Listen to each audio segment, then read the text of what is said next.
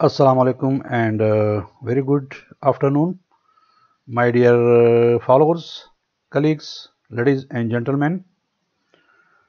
A very warm welcome to this new video, which is on the derivation of cost and profit functions for the Cobb-Douglas production function.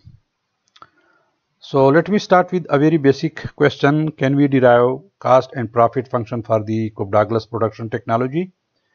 The answer is obviously yes. Let us suppose that the production function is of the Cobb-Douglas form and is given by f of z1, z2, where z1, z2 are the inputs, and that is equal to z1 raised to the power alpha times z2 raised to the power beta.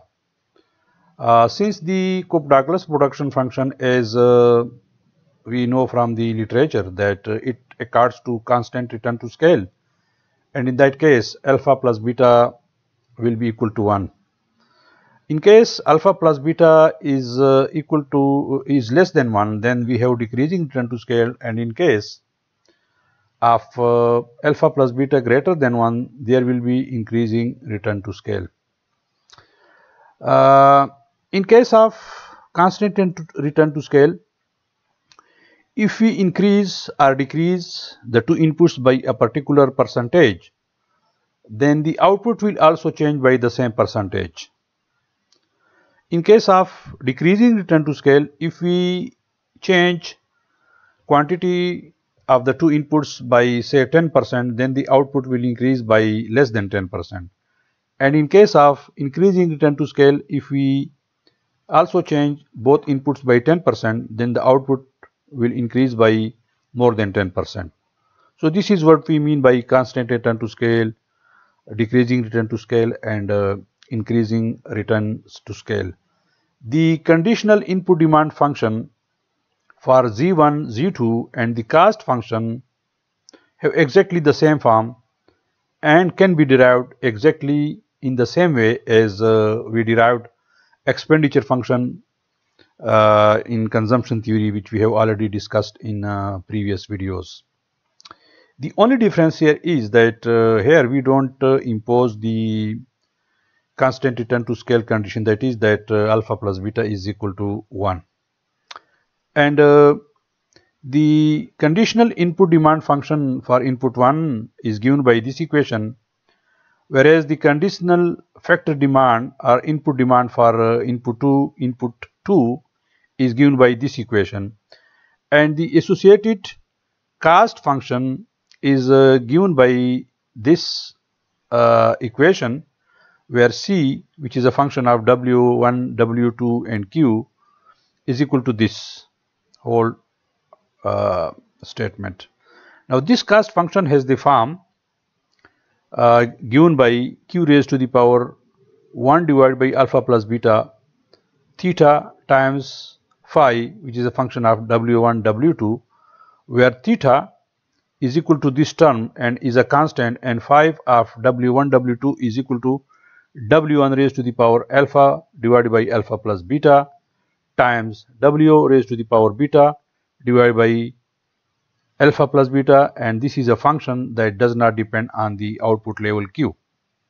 So when we have constant returns, then theta times phi is the per unit cost of production, that is equal to the average cost. One way to derive the firm supply function and profit function is to use this cost function and solve problem 5.C.5, where 5.C.5 is given as follows, and 5.C.5 is this. This is the maximization problem, where Q is greater than 0 and PQ is the total revenue, and this is the total cost. So the producer or the economic agent, in this case a firm, would like to maximize the difference between total revenue and total cost, and the necessary first order condition for the optimal level of output to be profit maximizing is then given by this inequality. If we apply 5.C.6, the first order condition for this problem is then given by the following function, and the first order condition is sufficient for a maximum when alpha plus beta is less than are equal to 1 because the firm's cost function is convex in Q, that is the output level. If alpha plus beta is strictly less than 1, then the 5.C.7 can be solved for a unique optimal output level given by this function. The factor or the input demands can then be obtained through substitution given by these equations.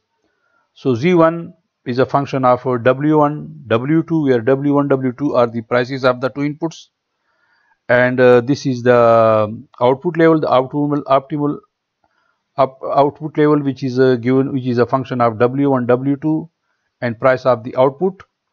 And we can also derive profit function, which is given by this function. Profit is a function of W1, W2, and P, and that is equal to total revenue, which is given by P, then the profit maximizing level of output minus W times Z, where Z is the function of the input prices W1, W2, and the output level, which is the function of W1, W2, and the output price. So we see we have the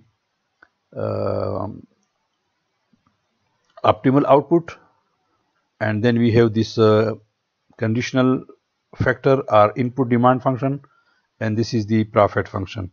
Finally, if we assume that alpha plus beta is equal to 1, then the right hand side of the first order condition of 5.C.7 becomes theta times phi, which is the average cost of production, and that is independent of the output level. If theta times phi is greater than P, then zero level of output is optimal. If it is smaller than P, then no solution exists. And when theta times phi is equal to P, then any non-negative output level is a solution to the profit maximizing problem, and it generates zero profit. Ladies and gentlemen, this is a brief discussion on how can we derive a profit and cost function associated with the Cobb-Douglas production function. I hope this is interesting for you. Kindly subscribe to the channel and don't forget to click on the bell icon so that you could get notification about my new videos that I'll upload soon for you. Thanks for watching this video. Kindly subscribe this channel and its various videos with your colleagues, with your friends, with your students, so that they could